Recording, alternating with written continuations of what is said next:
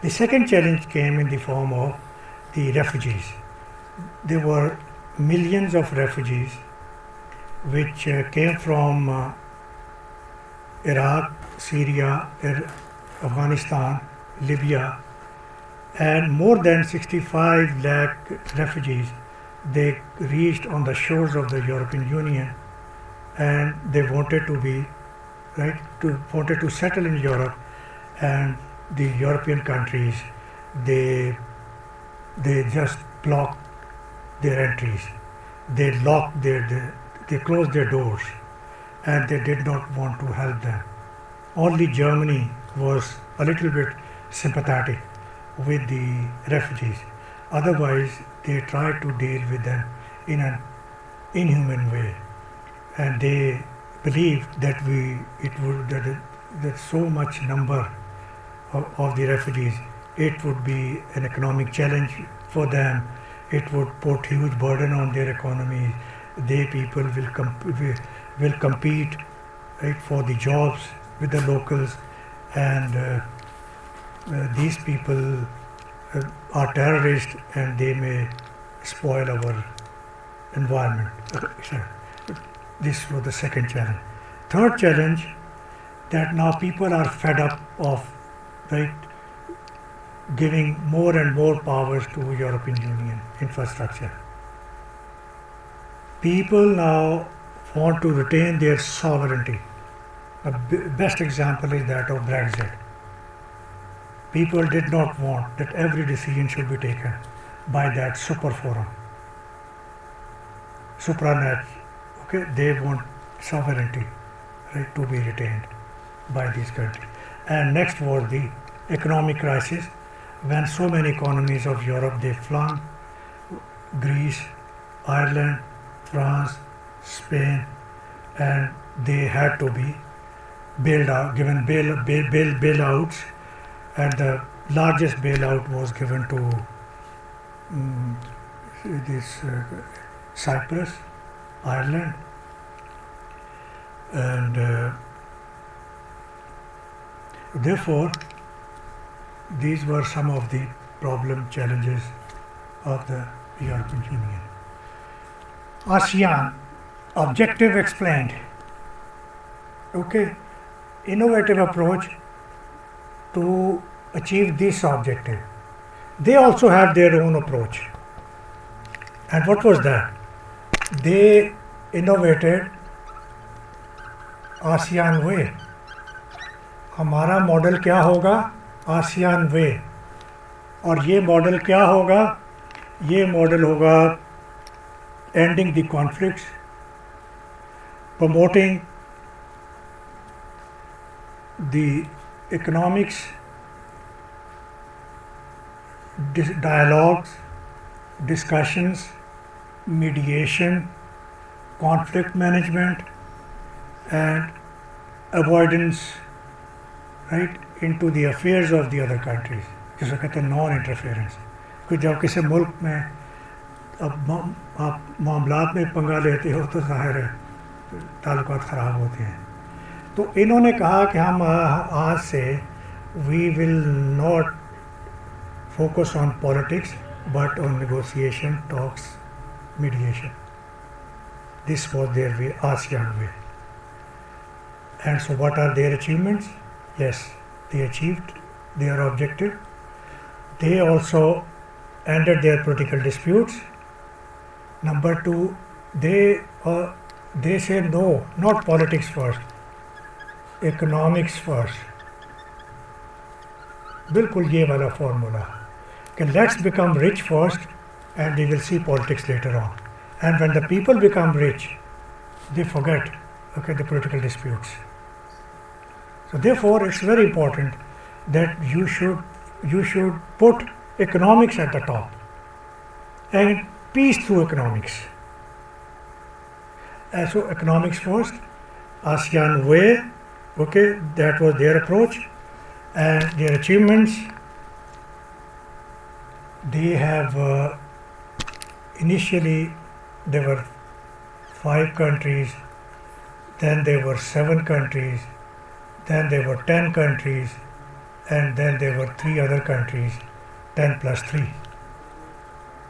इस खत्ते के सारे मुल्क Thailand, Malaysia, Singapore, Indonesia, Brunei, Laos, Myanmar, Cambodia, Thailand, Vietnam, they all became members, so it became a larger organization.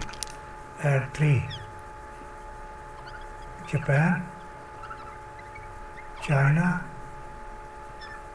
South Korea.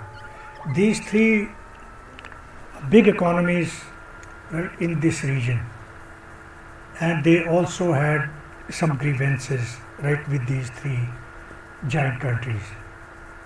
But anyway, they very successfully overcame their political issues and they became their economic partners. So 10 countries trading with each other, 3 countries जिनसे को ख़तरा था security का, वो भी trading partners बन गए हैं. और ये area, right, which has become the very important area of foreign direct investment in the world. ख़ास तौर पे सिंगापुर ऐसी जगह है जहाँ पे दुनिया का हर मल्टीनेशनल कॉरपोरेशन का ऑफिस है. एंड सिंगापुर का जो पर कैपिटा इनकम है, it is right at the level of highest countries, $1,00,000 per annum. और फॉरेन डायरेक्ट इन्वेस्टमेंट के लिए ये सबसे आइडियल बड़ा, because of the safe environment, because of the ease of doing business, because of the positive global competitive environment. this area, right, attracted lot of foreign investment and therefore it became economically developed. Then they focused on exports. Their economies were exports oriented, and in order to compete, right, in the exports, you know, you have to be innovative, you have to be creative, you have to be competitive, and they did so very efficiently, and they heavily relied on exports and they were successful. These are some brief overview where what are their challenges. हाँ, challenges इनको भी हैं. challenges हैं जैसे China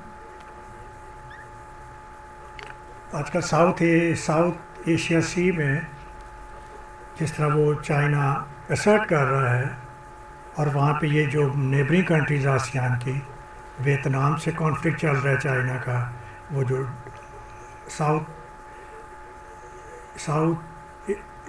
south Asian सी, उसके अंदर जो बेशुमार जो आइलैंड्स हैं, वो Vietnam versus China, Malaysia versus China, Brunei versus China, Philippines versus China. So that is a sensitive problem. So South Asia has become, right, a very vulnerable area of the world, and this sea is, right, becoming militarized fast, and China is not respecting the sovereignties of the other countries and is behaving in a very threatening way. So that is a major challenge in this region, how to harmonize the situation. Let's come to the SAARC. So SAARC, disappointing organization, failed. So successful, failed. Failed, why? Because first of all, it did not change its mentality. Instead of going for innovation or innovative approach, it remained a stereotype organization, stereotype mentality, दकियानूसी क्या थी कि नहीं, हमने politics ही पहले करनी है, हमने India से दोस्ती नहीं करनी, हमने पाकिस्तान से दोस्ती नहीं करनी, हमने जब तक कश्मीर का मसला सॉल्व नहीं होगा, जब तक हमारा सियाचिन का मसला सॉल्व नहीं होगा, हमारा जब तक बॉर्डर डिस्प्यूट का मसला सॉल्व नहीं होगा हमने ट्रेड नहीं करनी। ना करें ट्रेड तो क्या रिजल्ट निकला है? वहीं के वहीं खड़े हैं। वो कहाँ पहुँच गए हैं? आप वहीं खड़े हैं। फिर दकियानूसी सोच को चेंज करना बड़ा ज़रूरी है। Things have change, world has moved away from geopolitics to geoeconomics. So your strength now lies in economics, how much GDP volume economy you have, how much per capita income you have, what are your exports, what are your imports, what is your growth rate, etc., etc. So therefore, SARC failed to realize its mission and failed to change its mentality, continued with the same old inbuilt thoughts that we are until and unless we don't sort out our scores with each other, we are not going to work on economics. So we are stuck up here because of these factors and some other reasons why SARC has been problematic or non-functional, because of India-China rivalry, India-Pakistan rivalry, because they both are the major countries of South Asia, and then India-Bangladesh dispute, then India-Sri Lankan dispute, then Indian-Maldives dispute. So India having problem with Nepal and all the neighboring countries, plus Pakistan, India. Thirdly, economically, why we are reluctant? Because we say India is a huge economy. India is $2.84 trillion economy. Pakistan is only $320 billion. And the other countries, they have smaller economies. So they are reluctant to have trade with India because they believe if the trade is facilitated, Indian economy will flush away their economies. Indian goods, they will capture the markets and they will lose their indigenous markets, and so they will be the loser. So that is the problem. They have failed to it. Next problem again in SARC is that we have most of the countries, they suffer from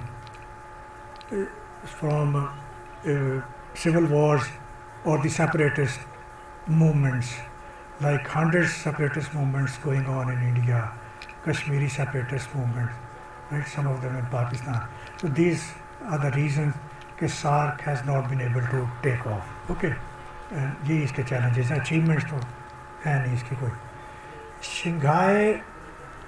Shanghai का भी देखिए, Shanghai का भी ये वाला model था कि negotiation, talks, mediation, non intervention, और इन्होंने उसको अपना नाम दिया था शंघाई स्पिरिट.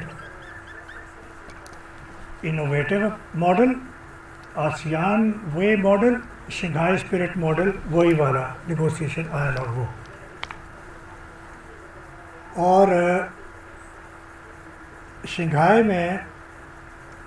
शंघाई का जो ऑब्जेक्टिव है, अचीवमेंट्स ये हैं कि इंटरनल जो उसके obviously political border disputes between Russia and China, border settlements between China and Central Asian states, and then improvement of the relations among the member states. Then from an economic point of view, yes, trade is enhancing in this region. Then energy, yes, energy transmission lines, they are spreading in this region. Central Asian states have rich in reservoir and the pipeline, they are moving in all directions, and the development is going on. And then we have seen no major conflict among the member countries. From security point of view, yes, they have worked on three major security issues. One is terrorism, the second is ethnic separatism, and the third is religious extremism. So these three are the three evils, security threats to these countries: terrorism, extremism, and separatism, against right? In order to deal with them, they have infrastructure RAT, and under the RAT they share the intelligence, data, information, and other kind of documents. So this is how they are trying to deal with the security, improving the relations, and economically Chinese goods increasing in the Central Asian countries and so on. And then obviously improving the relation with China and Russia. Challenges एक तो ये है कि Russia और China, right, they can have, right, some bad relations, number one. Number two, India, Pakistan, which became member in 2017, okay, they could, you can say, create problem and within this organization, and India and Pakistan, they would always be standing on the opposite sides, and therefore they could be having problem in reaching a consensus. Next, this organization has expanded and it might have now fatigue syndrome.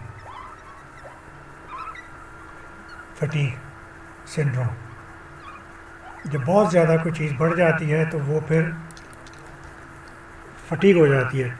तो ये इसमें नज़र आ रहा है कि अब वो तो इतने सारे कंट्रीज़ उन्होंने इसमें ऐड कर ली हैं कि अब वो सब के साथ कंसेंसस बिल्ड करना, okay, वो किस तरह से उसको चलेंगे. Yes, that is going to problem. ये प्रॉब्लम इधर भी आई थी कि जब 28 मुल्क इकट्ठे हो गए थे तो एनलार्जमेंट फटीग हो गई कि कैसे कंसेंसस जो इतने लोगों को राज़ी करना कोई आसान नहीं होता. और बहुत सारे जो वेस्टर्न स्कॉलर्स हैं वो शंघाई को एंटी वेस्टर्न ऑर्गेनाइजेशन समझते हैं कि this organisation is against America and Europe, whereas Shanghai Cooperation Organization denies, right, that we don't have any such agenda. Our main purpose is only the internal harmony, the internal strength, and resolving our internal problems. We are yet not focusing on the global issue. So that's a good thing about Shanghai. ECO, okay, a dead organization. I would not say anything. It was RCD, Regional Cooperation Development, in 1964. It became Economic Cooperation Organization in 1985. And anyway, इसका जो भी objective है, there is nothing right much which it has achieved. Obviously, it needs to learn right from this model, okay, from economic first model, overcoming the grievances and political disputes, and so is the right recommendation for SARC, okay, follow those models and implement them in order to succeed your mission in the region. So this is all a brief overview on these organizations. Hope you have enjoyed it. Thank you.